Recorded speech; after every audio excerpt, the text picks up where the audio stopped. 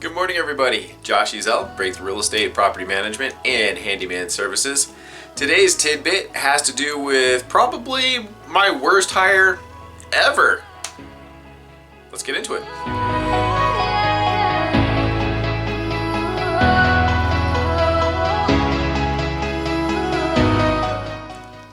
If you're enjoying these tidbits, please hit that like and subscribe button right now and get notified of all the great stuff we have coming out, from our stories to our classes.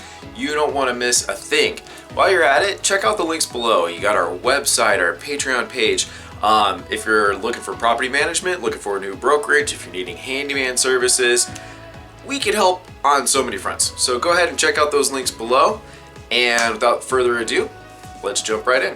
Soon after launching the brokerage, we were looking to hire new agents. And being a new broker and new to this whole hiring agents thing, I just wanted to hire as many people as fast as possible. So I was running ads on Google, we were running ads on Facebook, all over the place. Soon after running the ads on Facebook, I got a message from a gentleman named Ivan who wanted to check out our brokerage, see what we had to offer. And of course, I was down to meet him. So he came by the office, and this guy's impressive. He is, average age for an agent. He had a very professional background. It was his second career, like so many agents. And he was in the technology. He was building apps. He owned another business. I mean, this guy was great, right? So went ahead and we signed him up, and he started coming to our trainings and everything like that. Within about a month, his sister joined us, and his sister lived in Scottsdale, interior decorator, very successful, so she was going to help build our Scottsdale presence. It was a great time.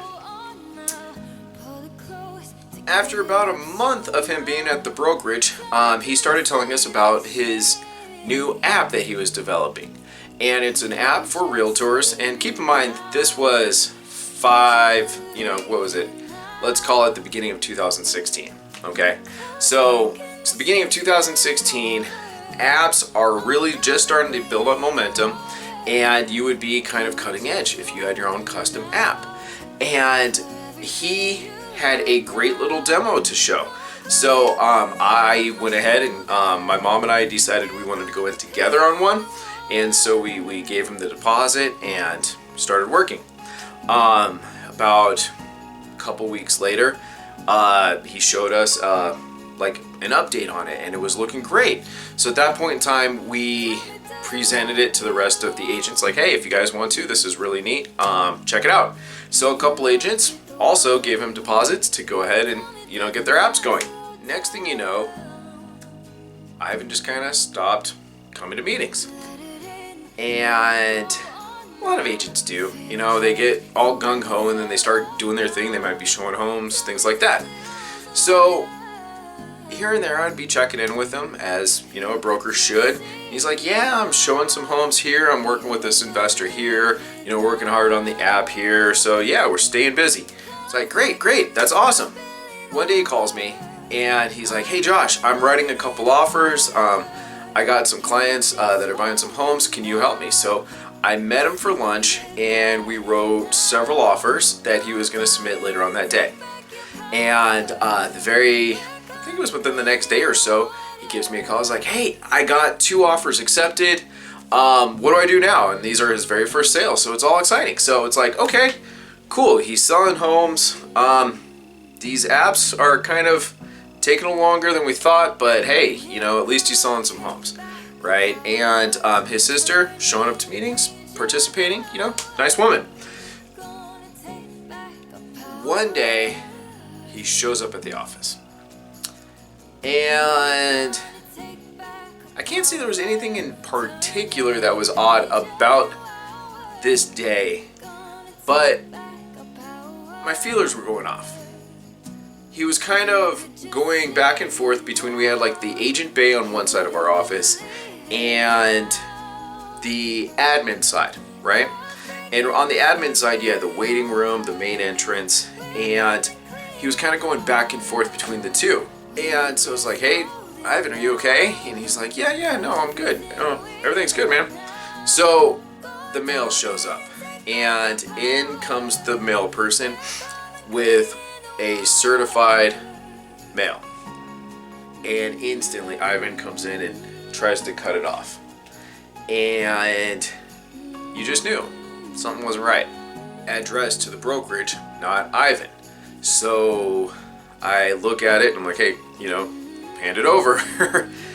Open it up, and for the first time and only time, we got a letter from the ADRE.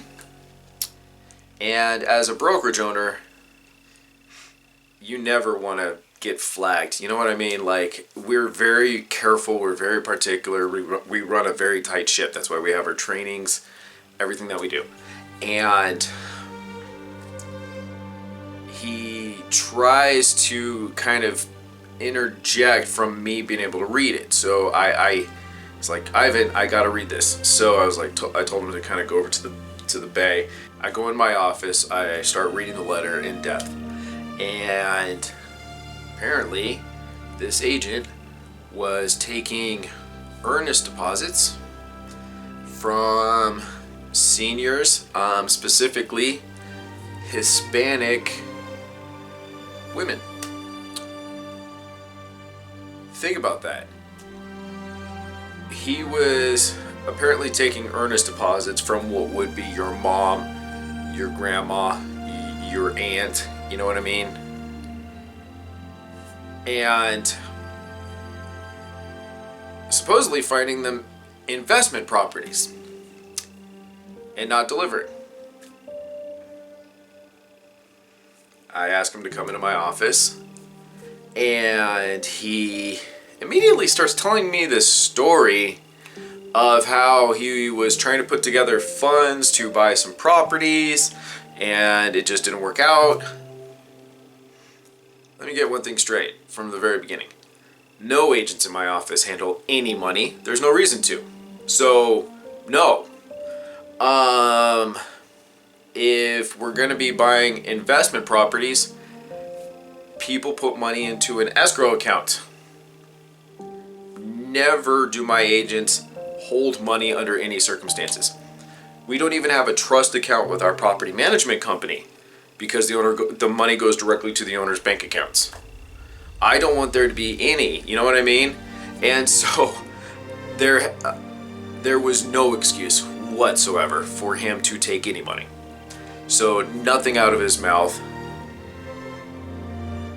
made sense, justified anything. All he did was further incriminate himself.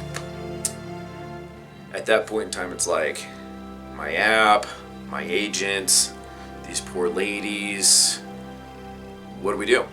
So I basically knew what I was going to do in the back of my head already, but I told him, go ahead and write this letter explaining yourself and give it to me within 24 hours, and we'll go from there. In the back of my mind, I already knew that I was going to write the letter to the ADRE. He was going to be severed immediately, and that pretty much we were going to have to do some damage control to take care of these people. We're a brand new brokerage. I don't want this. The last thing we want is any association with this horrible person. So this is where the story kind of makes a turn. So he writes the letter, and I take it, put it all in this nice packet, submit it to the ADRE, and sever him instantly, letting him know that he's a flat-out fraud and that this was unjustified in every circumstance, and that not only is he severed from us, but there's chances there are going to be criminal charges filed against him and stuff like that. And so immediately, let everybody know at the ADRE. I think it was the same day we reported to the ADRE, but we didn't actually technically sever him till the next day. And fast forward that night, I get home and just happen to be watching the news.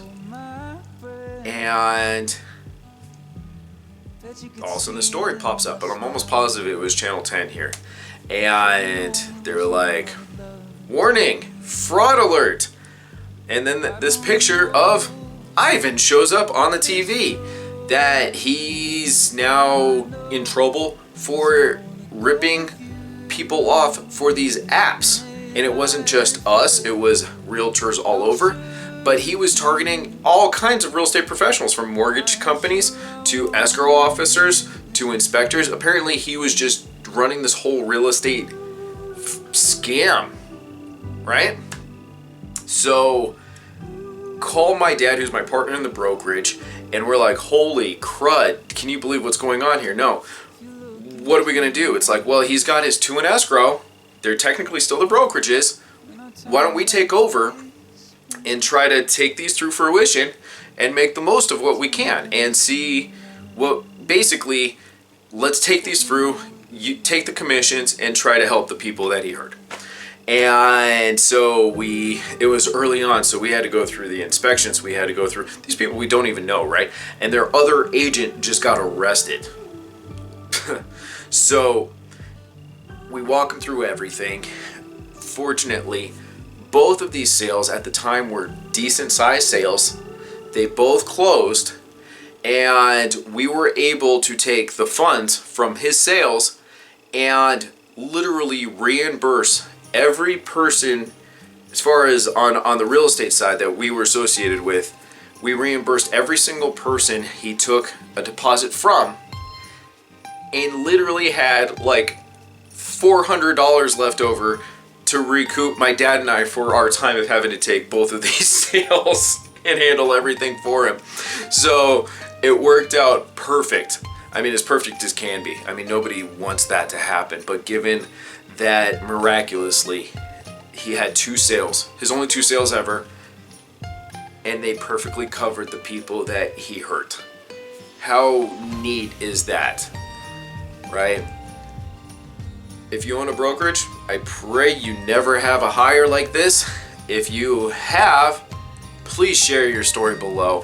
What was the story of your rogue agent? I think it's a rite of passage that every brokerage owner has at least one of these, unfortunately. So that's my story. Hope you enjoyed it. Again, please hit those like and subscribe buttons below, and we'll see you next week.